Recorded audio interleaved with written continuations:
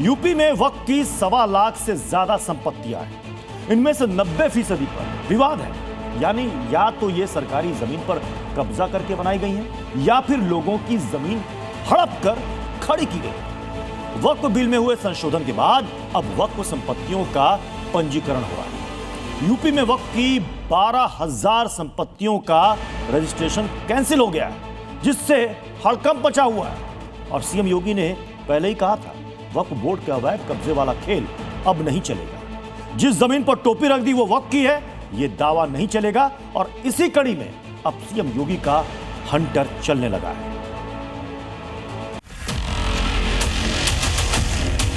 वक्फ के नाम पर लाखों एकड़ लैंड कब्जे की गई है। योगी ने जो कहा था अब उसे करके दिखाया जा रहा है। सूबे में दशकों से चली आ रही वक्फ की जमीन खोरी वाली साजिश पर लगाम कसी जा रही है। कब्रिस्तानों का वक्फ के नाम फर्जी रजिस्ट्रेशन रद्द हो रहा है। अवैध मस्जिदों का रजिस्ट्रेशन कैंसिल किया जा रहा है। मदरसों पर वक्फ के फर्जी दावे खारिज किए जा रहे हैं। इमाम बाड़ों पर लगा वक्फ का फर्जी ठप्पा मिटाया जा रहा है। दरगाहों पर वक्फ के फर्जी दावे भी खारिज किए जा रहे हैं। ऐसा क्यों किया जा रहा है? सीएम योगी इसकी वजह पहले ही साफ कर चुके हैं। इसीलिए उत्तर प्रदेश में वक्फ संपत्तियों के प्रबंधन और पारदर्शिता को लेकर योगी सरकार बेहद सख्त नजर आ रही है। केंद्र सरकार के उम्मीद पोर्टल पर चल रहे वक्फ की संपत्तियों के सत्यापन के दौरान योगी का हंटर चल रहा है।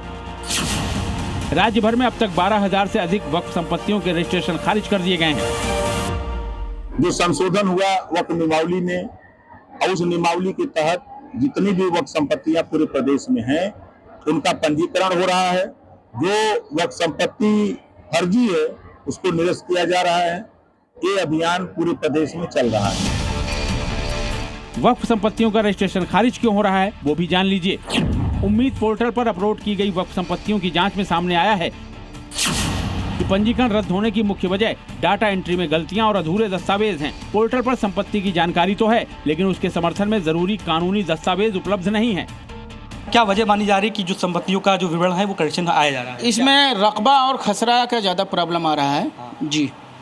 और जो दफा 37 की बात करते हैं, हाँ, दफा 37 के हिसाब से हम चूँकि हम अपना रिकॉर्ड के हिसाब अनुसार चेक करते हैं, तो जो कुछ थोड़ा बहुत अगर मिसमैच हुआ तो हम उनको पहले इन्फॉर्म करते हैं कि आप क्या करेक्शन के लिए ऑप्शन डाला गया है, आप प्लीज़ सही कर लीजिए। जो लोग भी उम्मीद पोर्टल पर रजिस्ट्रेशन कराएं, इंदिराज कराएं, वो पेपर सही तरीके से, दुरुस्त तरीके से उसका इंदिराज कराएं। निरस्त की गई वक्फ संपत्तियों में छोटी मस्जिदों की जमीनों से लेकर 300 एकड़ तक के बड़े कब्रिस्तान भी शामिल हैं। आंकड़ों के मुताबिक सबसे ज्यादा गाज कब्रिस्तानों पर ही गिरी है, जबकि दूसरे नंबर पर मस्जिदें हैं। इनके अलावा मदरसे, ईदगाह, इमामबाड़ा और दरगाह भी इस कार्रवाई की जद में आए हैं। पूरे देश में वक्फ की सबसे ज्यादा संपत्तियां उत्तर प्रदेश में ही हैं। आंकड़ों के मुताबिक यूपी में कुल 1,24,720 वक्फ संपत्तियां हैं। इनमें से 1,19,451 सुन्नी वक्फ बोर्ड के पास और 5,269 सिया वक्फ बोर्ड के पास हैं। दावा है कि इनमें से 90% से ज्यादा पर कोई न कोई विवाद चल रहा है। इन विवादों को ही खत्म करने के लिए वक्फ संपत्तियों के रजिस्ट्रेशन का काम उम्मीद पोर्टल पर किया जा रहा है और उन संपत्तियों का रजिस्ट्रेशन रद्द हो रहा है जिनके दस्तावेज मौजूद नहीं है।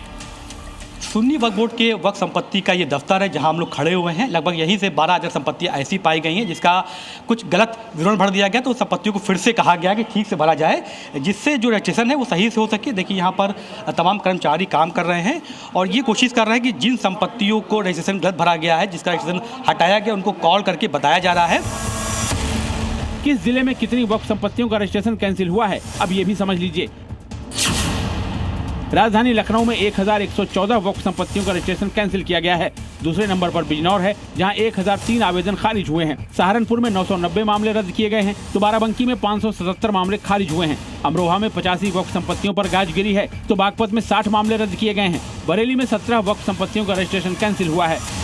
जिन जिन लोगों ने वक्फ संपत्तियों को उम्मीद पोर्टल पर दर्ज कराया है, अब ये उनकी खुद की जिम्मेदारी है कि आपने दर्ज कराया है तो आप उसको ऑनलाइन चेक कराइए। एरिया में कुछ कमी हो सकती है, कम लिख दिया, किसी ने ज़्यादा लिख दिया है। सभी वक्फ के जो मुतवल्ली हैं उन लोगों से कि वो खुद स्वयं जिम्मेदारी उठाएं, वक्फ आए आन के अपने वक्फ जिन्होंने ऑनलाइन कर दी हैं वो वक्फ नंबर डालकर चेक करें।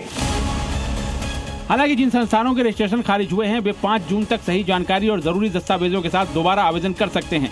पोर्टल पर फाइनल डेटा अपलोड करने की आखिरी तारीख 6 जून तय की गई है। इसके बाद किसी की कोई सुनवाई नहीं चलेगी। अतीक अहमद, जी मीडिया, लखनऊ।